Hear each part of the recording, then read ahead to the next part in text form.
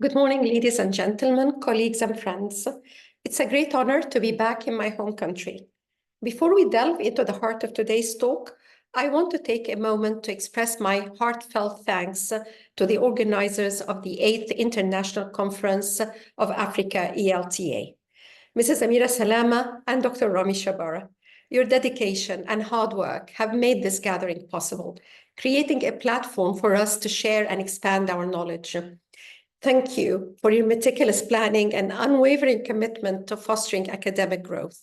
Your efforts are truly appreciated by all of us here today.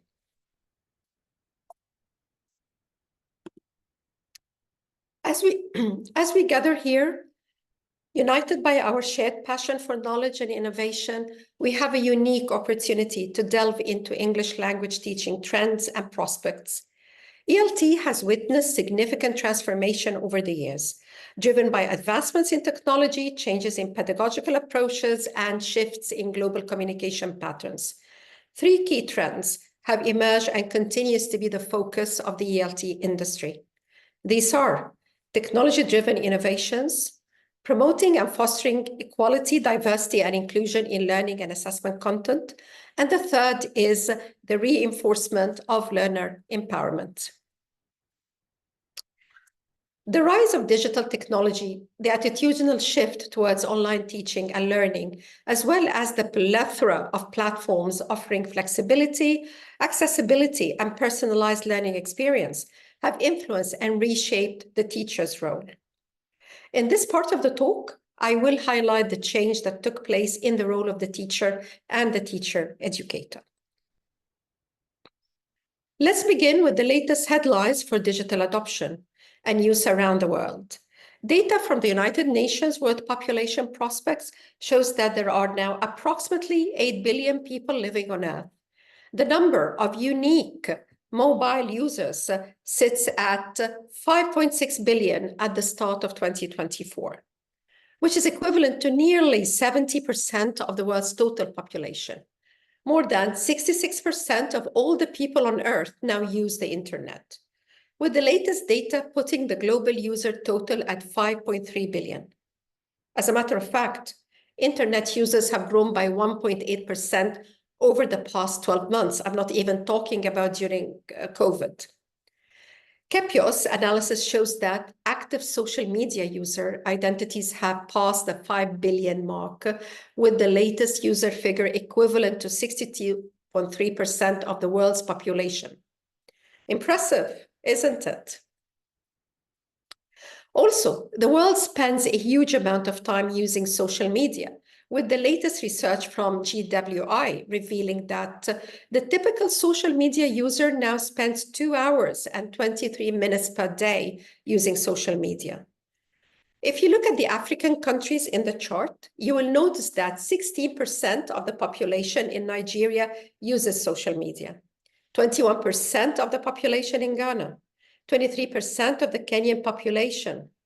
The figures are more overwhelming when you look at Egypt, my home country, where 40% of the population uses social media. And I'm not surprised that Facebook in Egypt is used extensively for saying, good morning, shall we have coffee, wedding invitations, shopping, and the list goes on. 42% in South Africa, and a staggering 55% of the population in Morocco uses social media apps. Was any of this a surprise to you? Maybe not. So no one can really deny the use of social media apps. It's a phenomenon that is here to stay. As teachers, we have 3 choices. We can fight it, we can ignore it, or work with it. What would be your choice?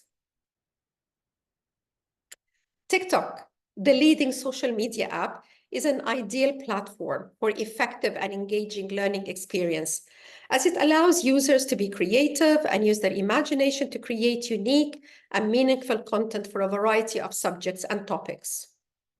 A recent study by Abdelaziz and Dali in 2023 have shown that TikTok can be a valuable learning tool, improving students' engagement, motivation, and overall learning experience. So how can we use it for the classroom? We can use it as a conversation starter to ensure that it is used appropriately. As a matter of fact, teaching students about the dangers and risks associated with the use of social media apps is imperative.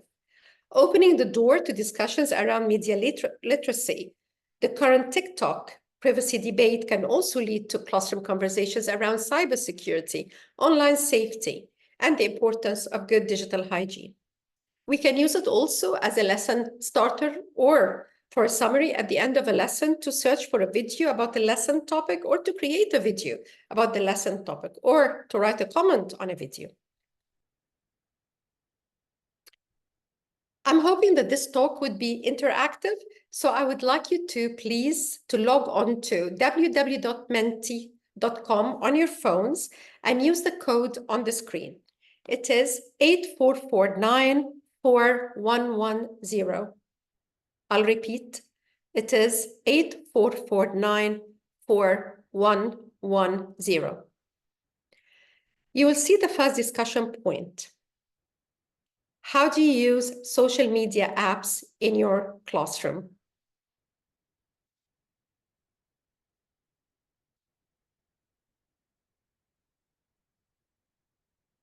I'm going to stop here until if you've done Menti, because this is a recording, I don't think I will get the results here, but I'm hoping that this will be shared later on.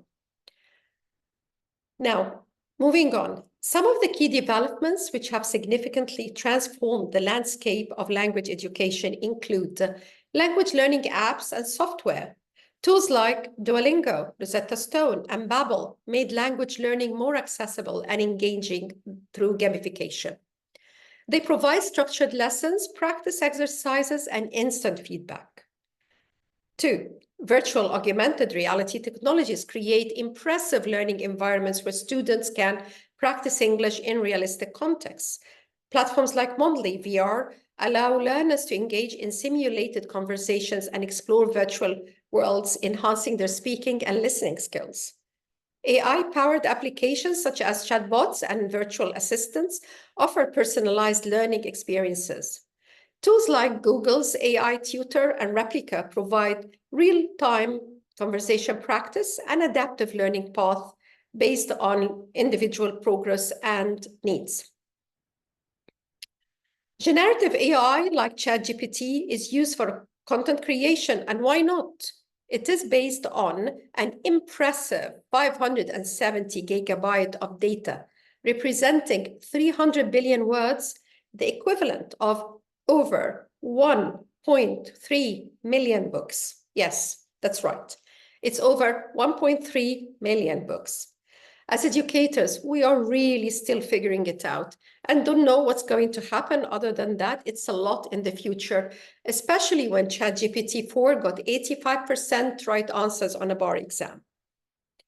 Adaptive learning technologies, systems like Newton and Smart Sparrow use adaptive algorithms to tailor learning materials to the needs of each learner so that they receive personalized support and challenge.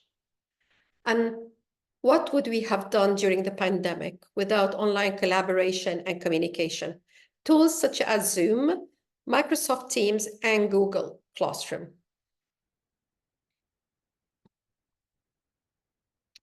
These technology advances have made English language teaching more interactive, personalized, and accessible to diverse learning styles and needs. But there are still some myths. Myth number 1, digital destroys reading. But is the question about digital devices or about reading habits, irrespective of the mode? There are studies suggesting that reading digitally may, in fact, benefit certain groups of children, from boys from disadvantaged backgrounds who struggle with print, through to children with dyslexia. One of the key findings of PISA 2018 is that students who engage in digital reading practices tend to perform better in reading assessments. The study suggests that digital reading can enhance students' ability to navigate and comprehend complex texts, especially given the increasing percentage or prevalence of digital information in our their daily lives. The reality is that it is not about digital, but about fostering reading habits irrespective of the mode. Myth number 2, digital native is more tech-oriented than digital migrant. The reality is that the concept of digital natives, and I know it has been around for a while, could be a little bit of a red herring, or at best a distraction from the bigger question that we need to be asking. And the question is, how might the role of teaching and teaching practice change in an era when information is available instantaneously, but increasingly difficult to evaluate? Although young people generally are intimately familiar with technology at an early age, they don't possess the discriminant skills they will have in adulthood. Myth number 3, online training is isolating. The reality is that it depends on how it is done, on individual preferences and learning styles. As a matter of fact, the mentorship model of teachers creates a new layer of accountability for online students and has a significant impact on their academic success. Some of the frequently asked questions whenever we talk about digitalization, how can I include digital skills? There's no time for anything extra.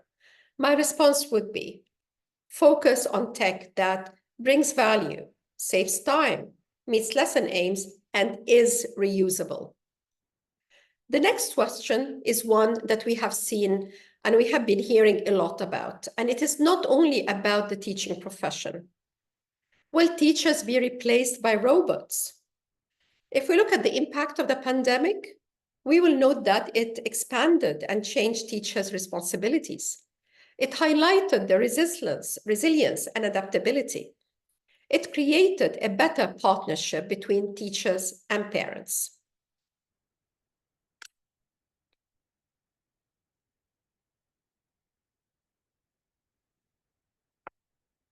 When you look at the list here, the first thing that comes to mind is, oh, well, as teachers, we do all this, so what's new? I think what we see here is a transformational shift in the various roles a teacher does. The list may have been secondary before, but now it definitely is not. As mentors and coaches, teachers provide guidance to students, help them navigate academic challenges and personal growth. In life, the one thing that is constant is change. And to survive, whether it is for work or personal reasons, we continuously learn and adapt, explore new ways of doing things. As innovators and lifelong learners, teachers experiment with innovative approaches to enhance their teaching practices. They became technology integrators and facilitators of online learning. Teachers are key to achieving the UN Sustainable Development Goal number 4, which is about quality of education, equity, and access. Can a robot advocate for equitable access to learning resources? No. Can a robot support inclusive practices that ensures all students can succeed, regardless of their background or circumstances? No. But a teacher, as an advocate for equity and inclusion, can. Recognizing the emotional impact of the pandemic, teachers played a crucial role in supporting students' social and emotional well-being. They incorporated cell activities, provided emotional support, and created a nurturing learning environment. As digital literacy advocates, teachers have a critical role to play with regards to teaching students how to navigate the digital world safely and effectively, how to evaluate online information, use digital tools responsibly, and develop thinking skills, critical thinking skills in a digital context.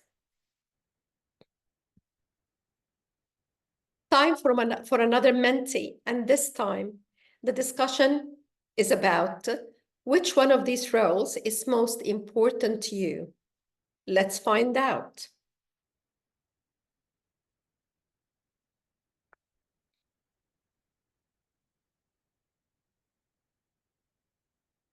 And another Menti. Will AI eliminate the need for language learning?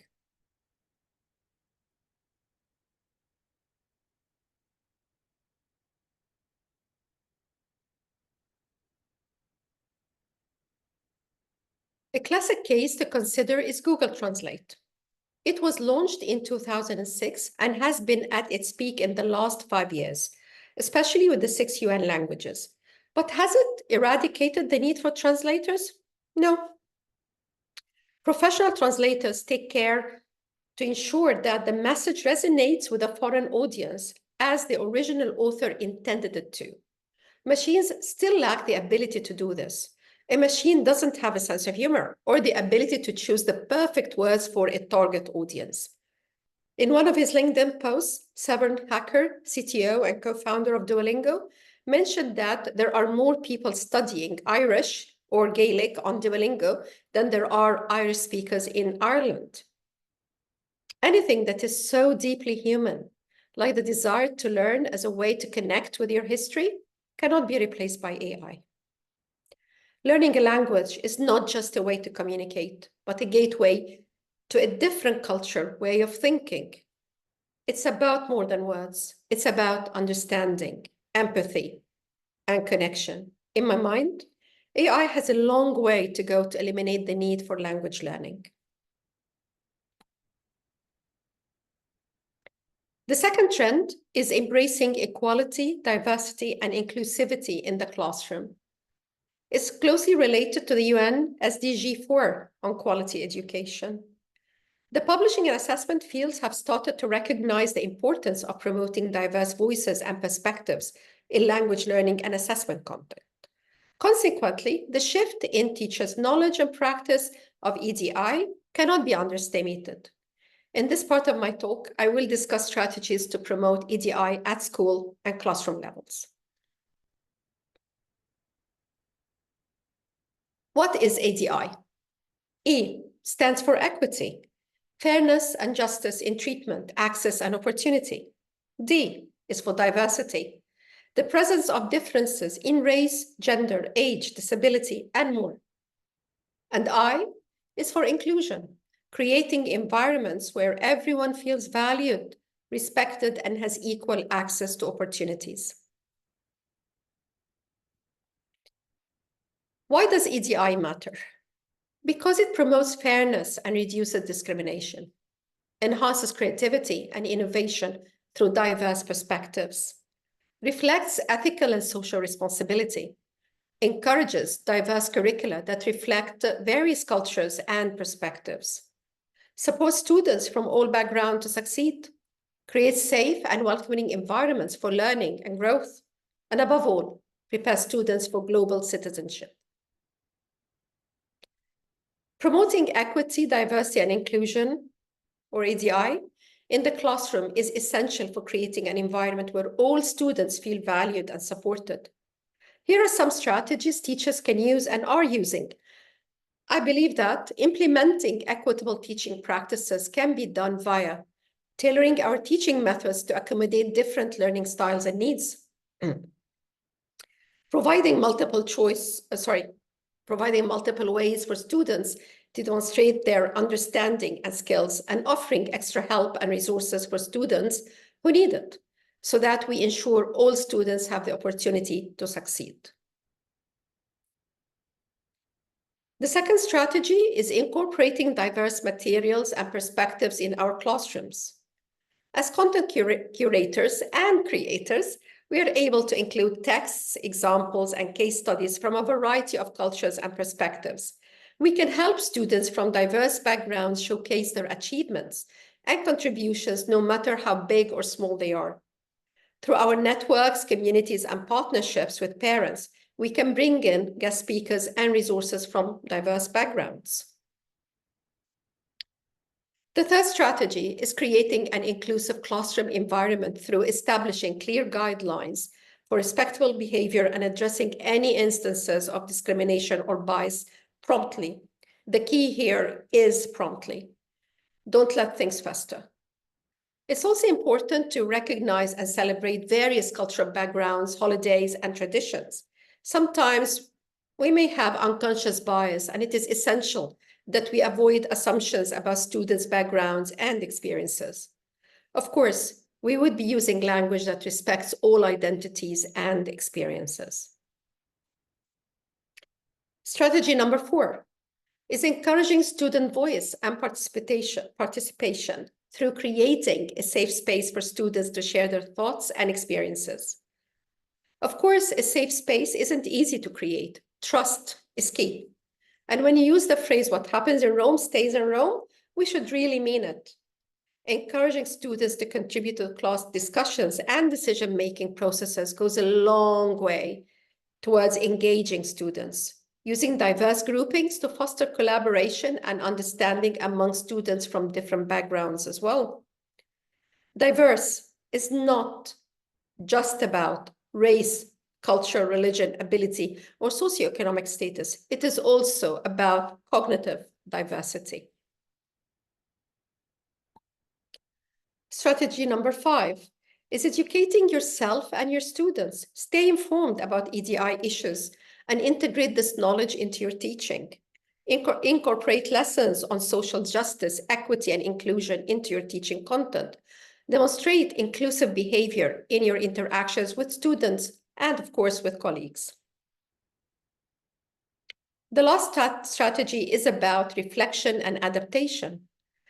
For example, by regularly seeking feedback from students about the inclusiveness of your classroom, by continuously reflecting on and improving your teaching practices to better promote EDI, and by being flexible and willing to adapt your approach based on the evolving needs of your students.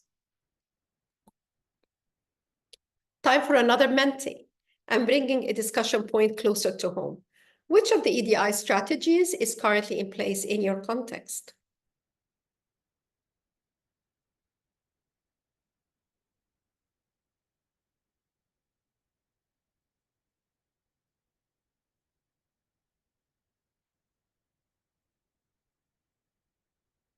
By implementing these strategies, teachers can create a classroom environment that promotes equity, diversity, and inclusion, helping all students feel valued and supported in their learning journey.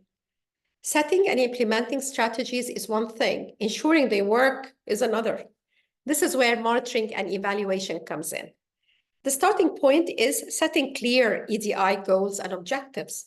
To monitor and evaluate, use surveys and feedback tools, and learn to track representation and inclusion metrics, and regularly review and update EDI strategies. Any new intervention, ideas, or initiatives come with their own set of challenges. And to overcome EDI challenges, it is important to address resistance and biases. Ensuring sustained commitment from school leadership is critical. Learning how to balance diverse needs and perspective is an art that helps EDI initiatives continue. Implementing continuous education and awareness programs makes EDI a movement rather than a one-off thing. True, make it a movement. Let's take a look at EDI programs in action in our beloved African continent. The LEAPS Science and Math schools in South Africa focuses on providing high-quality education to underserved communities, emphasizing social and emotional learning alongside academic excellence. They promote inclusivity by supporting students from diverse backgrounds and integrating community engagement into their curriculum. Ghana's National Inclusive Education Policy aims to integrate children with disabilities into mainstream schools. The policy includes teacher training, accessible infrastructure, and support services for students with disabilities, promoting an inclusive education system.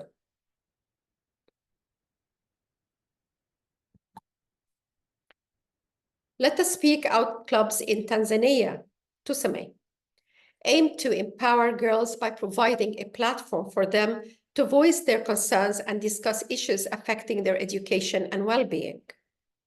The initiative focuses on gender equality, leadership, and advocacy. AGALI in Ethiopia, which stands for Adolescent Girls Advocacy and Leadership Initiative, works to empower adolescent girls through leadership training, advocacy, and educational opportunities. They aim to promote gender equality in education. In Morocco, L'École de la Deuxième Chance offers educational and vocational training for youth who have dropped out of the traditional education system. It focuses on inclusivity by providing a pathway for marginalized young people to gain skills and re-enter the workforce or continue their education. In Egypt, Al-Azhar Schools Network have incorporated programs to include students with disabilities. They provide specialized training for teachers and adapt the curriculum to accommodate students with various needs, promoting an inclusive learning environment. Tamkin in Tunisia works to integrate students from disadvantaged backgrounds, including those from rural areas, into the education system. They provide educational materials, support services, and community engagement programs to ensure equitable access to education. The Algerian government has implemented policies to support inclusive education for students with disabilities. This includes specialized teacher training, adapting school infrastructure, and providing assistive technologies to support the learning of all students. I could have gone on and on and on with every single country in Africa, but I'm really sorry, because of time, I just picked those countries. I had to choose some countries. So please do not be offended if your country is not mentioned here. But I want to tell you the story of Mariam. Mariam has low vision and was often complaining about her eyes, and her writing was unreadable. Her mother, a school teacher, was worried that this disability could lead to more serious problems in the future.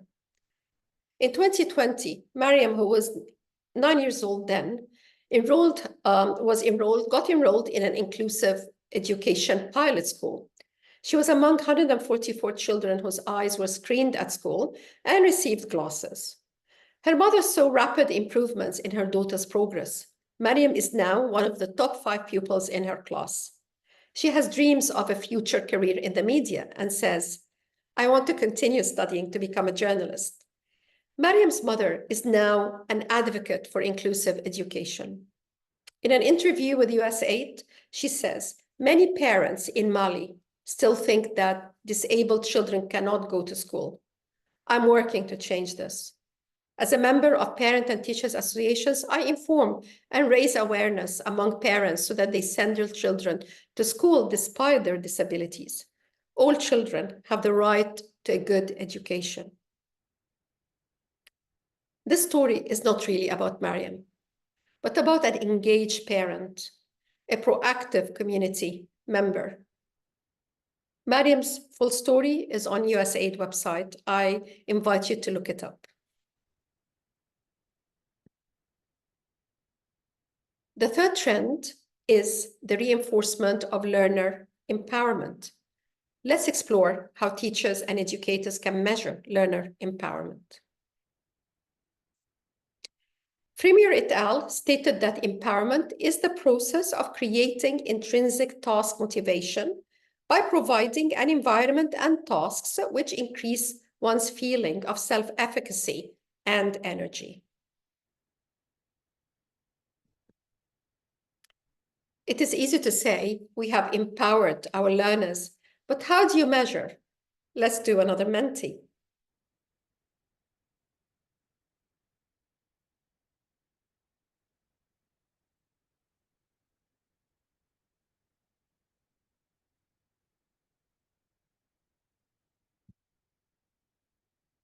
Thomas and Veldhuis in 1990 defined empowerment as consisting of 4 dimensions.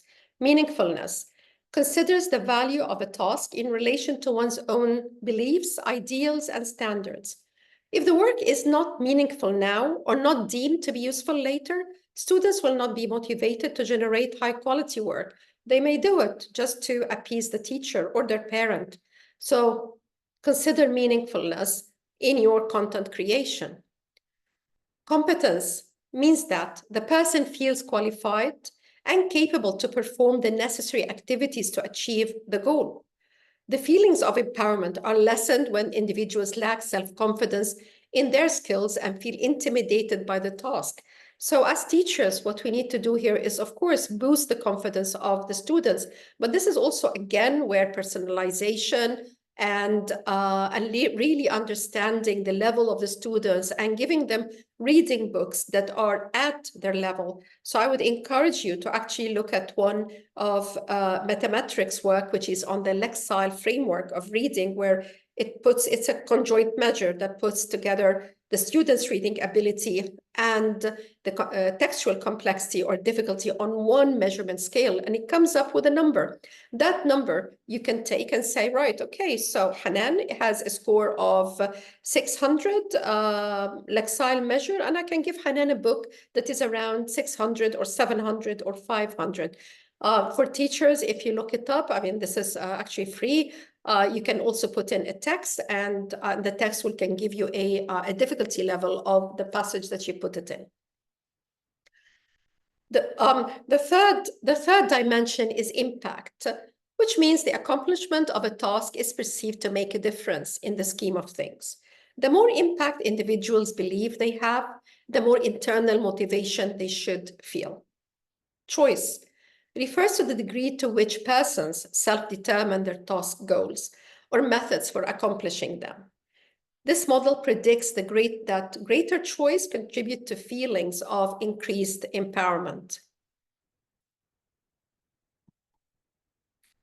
In order to measure empowerment, the first thing that you need to do is, of course, define it. And I've used that model of the 4 dimensions as my definition. However, what is more important is that you put in indicators for each of those dimensions. I've given you here a couple of indicators for you to look at. So I'm going to be silent for a minute so that you can read the slides.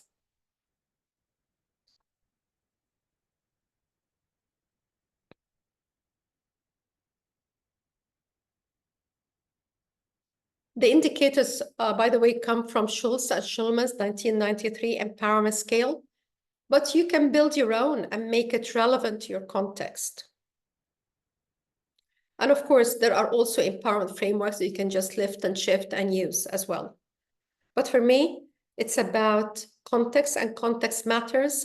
So what does competence mean in your context? What does choice mean in your context? What does impact look like in your context? And that's where you start building your indicators. Key takeaways.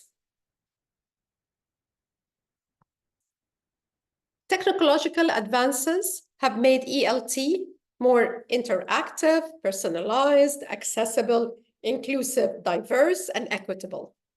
The teacher's role is critical and multifaceted. And I think this was brought up to the surface post-pandemic. EDI is a collective responsibility. Moving forward, equal commitment and action.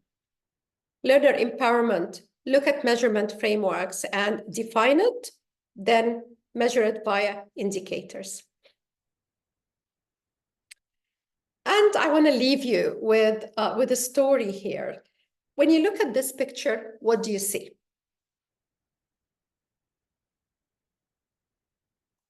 The picture shows an old man sitting down, raising his arm, this arm probably, and the man actually in front of him is Alexander the Great. Alexander the Great used to roam around the city that he's in, and he would ask people what they need.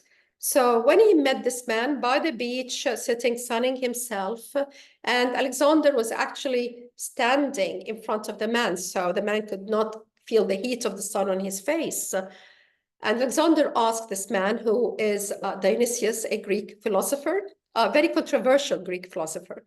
Alexander asked him, I said, what do you need? Just tell me, what do you need? And the man looked at him, and he said, get out of my light.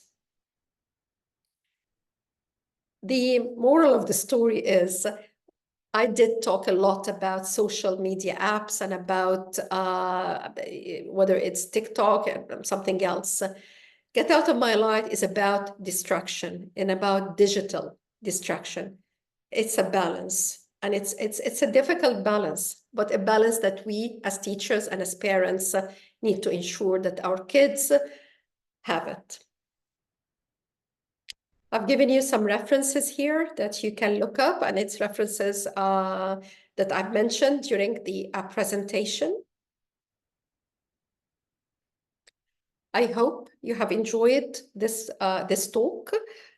You've got Menti again. Ask me anything, and I think this video will be uploaded at some point, either on the conference website or on your YouTube. The Menti is lasts for 14 days, so do please ask me anything on using Menti.